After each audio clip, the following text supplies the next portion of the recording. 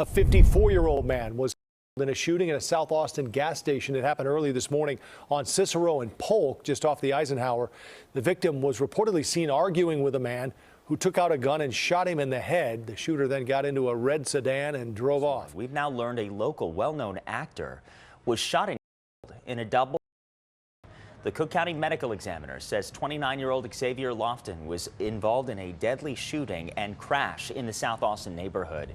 This happened just after 11 o'clock Friday night near Cicero and Adams. Lofton was among 3 people who were shot while in their cars. Jim, a total of 6 people were shot in that incident, the youngest just 12 years old. 2 of those victims were brought here to Stroger, the majority of those victims suffering gunshot wounds to their backsides. Another neighbor told us she estimated there was at least 200 young people at the party. One attendee's dad returned to the scene to search for his son's iPhone. The Undertaker Vice Lords are one of the most historically significant and enduring factions within Chicago's Vice Lord Nation. Born in 1970 in the heart of the Austin neighborhood, the group was founded by teenagers Eddie, Neef, Richardson and Carmen, Redman Tate, who forged a gang that would grow from street-level extortion into a major force in the city's narcotics trade. Over decades, the Undertaker Vice Lords evolved alongside shifting alliances, drug economies, and federal crackdowns, yet managed to maintain a foothold on Chicago's west side. This profile traces their rise, criminal influence, and the legacy of their last standing set, CM4 Deuces.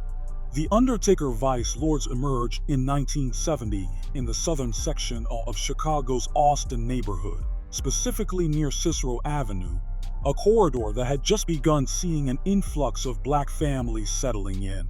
The group was founded by Eddie Neef Richardson, who was only 14 at the time. Together, they led the formation of the first generation of Undertaker Vice Lords, claiming territory between Gladys and Flournoy streets along Cicero Avenue, an area that would later become their stronghold. By 1972, a second generation of the Undertaker Vice Lords was already forming, consisting of boys as young as 9 and no older than 13. In 1971, the Undertakers became part of the Insane Vice Lord Alliance, joining ranks with groups like the Cicero Insane Vice Lords and the Central Insane Vice Lords, often referred to as first cousins within the Vice Lord Nation. As the 1980s approached, the Undertaker Vice Lords became heavily involved in narcotics trafficking. By 1984, they had established a major drug operation near Congress Parkway and Cicero Avenue, an ideal location just off the Eisenhower Expressway, providing easy access for buyers. Their main base of operations was a property known as the Courtway building, where, according to federal court records, they sold drugs in large quantities from 1984 to 1990. Eddie Richardson, now a high-ranking figure in the broader Vice Lord hierarchy known as a universal elite, led the operation. Other known drug spots included the highway beef stand at Gladys and Cicero, as well as a building near Laramie and Van Buren. Later leaders like Carrie Dockery, 3rd generation, and Joseph Westmoreland, 4th generation, were reportedly involved in these ventures. In 1994, Richardson, Tate, and Dockery were indicted on drug conspiracy charges. Richardson and Tate were convicted and sentenced to life in prison in 1995, while Dockery was acquitted. The early 1990s also brought internal shifts. The original Insane Vice Lord Alliance dissolved, with many branches, including the Central Insane Vice Lords, rebranding as Mafia Insane Vice Lords. Most Undertaker Vice Lords followed suit, although some retained their original identity. The group maintained its presence from Jackson Boulevard to Flournoy Street, and from Kilburn Avenue to Cicero Avenue in the West Garfield Park area.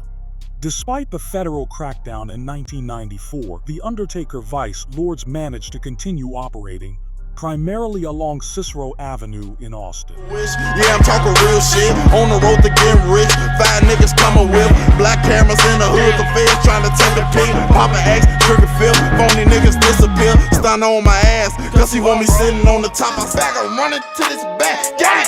I'm running to this bag. I'm running to this bag. Gang! I'm running to this bag. I'm running to this bag. Gang! I'm running to this bag. I'm running to this bag.